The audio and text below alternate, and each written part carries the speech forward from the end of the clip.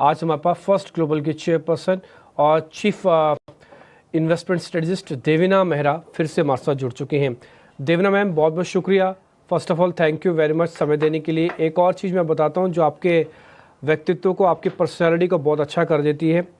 अभी से करीब 19 मिनट पहले आपने एक ट्वीट लिखा है, उसमें लिखा है कि मैं अभी थोड़ी देर में 18 स्वदेश पे आऊँगी 10:10 पे, और अगर आपको अर्थव्यवस्था, बाज़ार, ट्रंप, एआई, बहुत सारी बातें हैं जो मैं आपको बताऊंगी, आपके सामने करूंगी।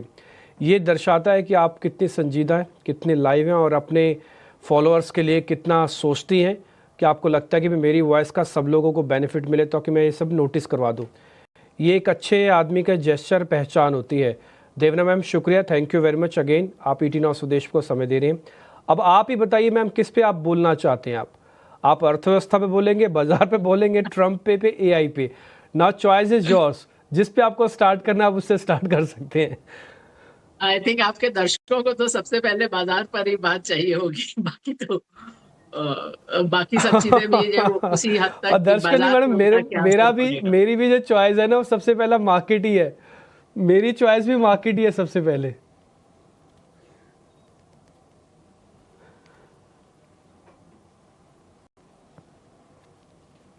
यस मैम, प्लीज बताइए मैम, पहले मार्केट्स पे आपका टेक, मार्केट्स पे आपके क्या कैलकुलेशंस हैं, आप क्या सोचती हैं, और उसके बाद फिर हम धीरे धीरे करके एआई, ट्रंप और अर्थव्यवस्था, इन सब पे बातचीत करेंगे।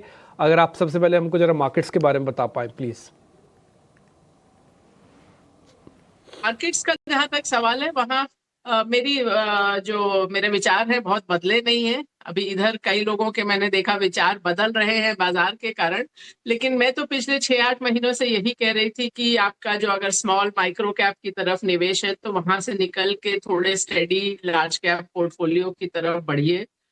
और बहुत हद तक अभी भी मेरा वही कहना है। ऑफ कोर्स स्मॉल कैप में आपको स्टॉक बाय स्टॉक देखना पड़ता है, तो हो सकता है कुछ अच्छे स्टॉक भी हो, बट अगर आप बाजार का आज की स्थिति देखें, सबसे पहले तो मतलब आज क्या हुआ है, आज आज नहीं आज तक, तो एक तो बात है कि जो बाजार ऊपर से गिरा है ये कोई अप्रत्याशित बात नहीं है। लगभग आप 18 साल पीछे जाएं तो 3-4 साल छोड़ के हर साल 10% से नीचे की गिरावट आती ही है। और जो एक साल जिसमें नहीं आई थी उसमें 2023 भी शामिल था। तो 2 साल के बाद इंडेक्स आपको 11-12% नीचे नजर आ रहा है, वो बहुत ज्यादा नहीं लगता है। लेकिन आप अगर देखें कि स्टॉक्स का क्या हाल हुआ है, तो 80% स्टॉक ऐसे हैं जो 25% से ज्यादा गिरे, जिसमें लगभग 65% हैं जो 25 से 50% गिरे हैं, और 20% के करीब हैं जो 50% से भी ज्यादा गिरे। तो एक्चुअली 85%, 85% स्टॉक्स 25% से ज्यादा गिरे हैं। इसके कारण जो आपके दर्शक हैं सबको थोड़ा दर्द ज्यादा महसूस हो रहा होगा, जो कुछ हद तक सेंसेक्स और निफ्टी में नहीं कैप्चर हो रहा है। तो वो तो एक बात हुई। जैसा मैंने कहा, मेरा तो काफी समय से यही दृष्टिकोण रहा है कि आप स्मॉल कैप, माइक्रो कैप में बहुत अधिक निवेश ना करें। वो सब एरिया जहां फ्रॉथ है, जहां बहुत सारे थीमेटिक फंड्स आए हों, वहां से निकल जाइए। तो वो अभी भी मेरी राय वही बनी हुई है। जो लार्ज कैप्स का है, ये नहीं है कि जरूरी नहीं कि अभी इससे नीचे जा ही नहीं सकता है। ठीक है, इंडेक्स में भी और 4% गिर सकता है, उससे अधिक का मुझे स्कोप नहीं नजर आता है। मतलब तो इसलिए अब हम लोग कहीं बॉटम के आसपास हैं लार्ज कैप इंडेक्सेस में। तो जो लोग ये सोच रहे थे कि करेक्शन आएगी तो निवेश करूंगी, अब वो लोग निवेश कर रहे हैं कि नहीं कर रहे हैं, ये एक प्रश्न है। सोच समझ के निवेश करिए, लेकिन अब जो भी आपका इक्विटी एलोकेशन है उसमें निवेशित रहने का वक्त है। इक्विटी का जो एलोकेशन है, स्टॉक्स का, बाजार का, उसमें निवेशित रहने का समय है। देवीना मैम की ये राय है।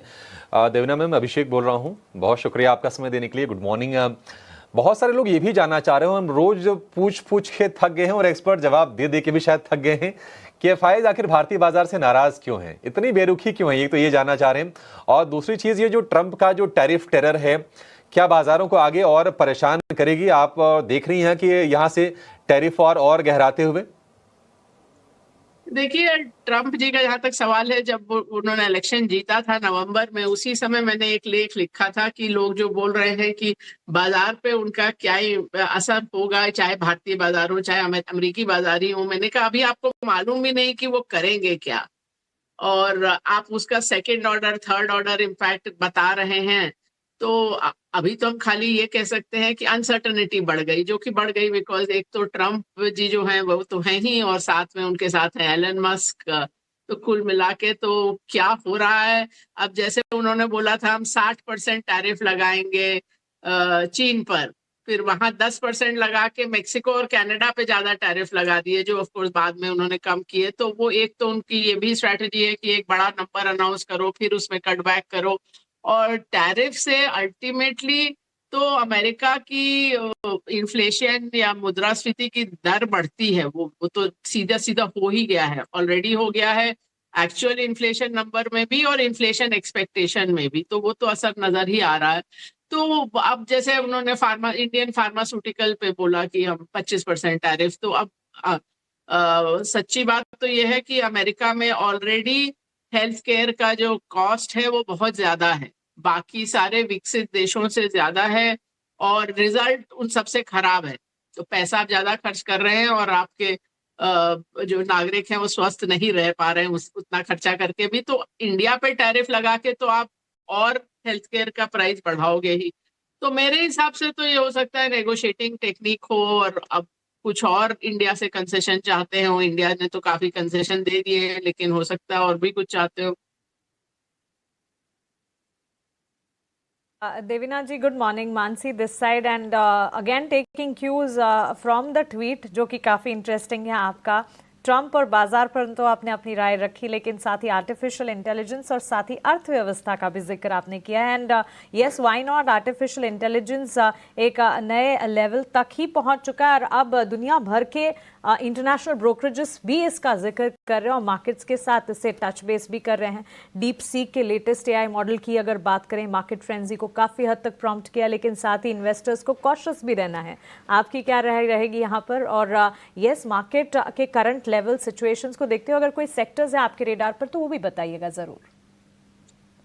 देखिए, एक तो ये बात है कि एआई एक तो है कि कहाँ आप इस्तेमाल कर सकते हैं, तो हम तो इस मामले में थोड़ा पायनियर रहे हैं। हमारा तो जो पीएमएस भी है और ग्लोबल फंड्स भी है, हम लोग कहते हैं ह्यूमन प्लस मशीन सिस्टम। तो ह्यूमन प्लस मशीन का मतलब हुआ कि मशीन मतलब मशीन लर्निंग, आर्टिफिशियल इंटेलिजेंस, तो वो इस्तेमाल कर रहे हैं। इसलिए नहीं कि वो अभी अवेलेबल है या बहुत फैशनेबल हो गया है, लेकिन वो जरूरत है, क्योंकि पहले अगर आप उसी तरह से फंड्स मैनेज करेंगे जैसे 30 साल पहले होता था, तो अब वो तरकीबें काम नहीं आएंगी।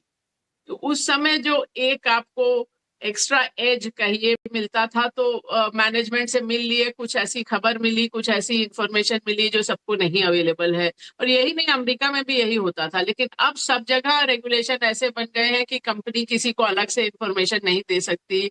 जो कॉन कॉल भी हुआ उसको भी वेबसाइट पर डालना पड़ता है। तो अब जो आपको स्किल चाहिए, जो आपको आप में जो वो खासियत होनी चाहिए, वो है कि अब इतना सारा डेटा है, उसको कैसे ठीक से एनालाइज करें, और उस काम में आर्टिफिशियल इंटेलिजेंस हेल्प करता है।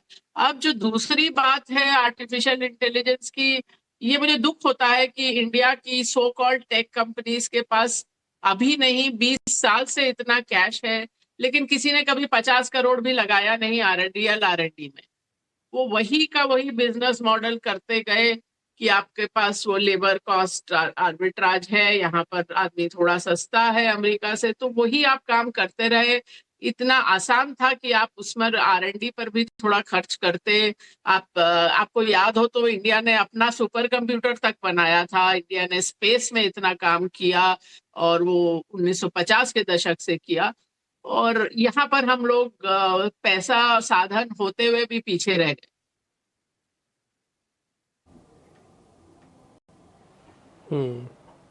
हाँ, आपने देवना और मैम, एक फिर सेक्टर अभी की बात पूछी थी। क्या करना चाहिए जिनके पास? हाँ, एक आपने सेक्टर हाँ, की सेक्टर्स बात के भी पूछी। पूछा था मानसी ने, मैं ही रिपीट कर देता हूँ। हाँ, यस, सेक्टर्स का भी बता हाँ, दीजिए मैम तो प्लीज। उसमें देखिए, अब ये जादू की छड़ी किसी के पास नहीं है कि अगले 3 साल 5 साल क्या अच्छा करेगा। मैं आपको बता सकती हूँ अभी हमारे पीएमएस में क्या ओवरवेट है। उसमें होगा आईटी, फार्मा, ऑटो कंपोनेंट्स और थोड़ा सेलेक्टिवली एफएमसीजी और केमिकल्स के स्टॉक्स। तो इधर थोड़ा ज्यादा रुझान रहा है हमारा। अब हो सकता है वो बाद में बदल भी जाए, लेकिन फिलहाल यहाँ पर है।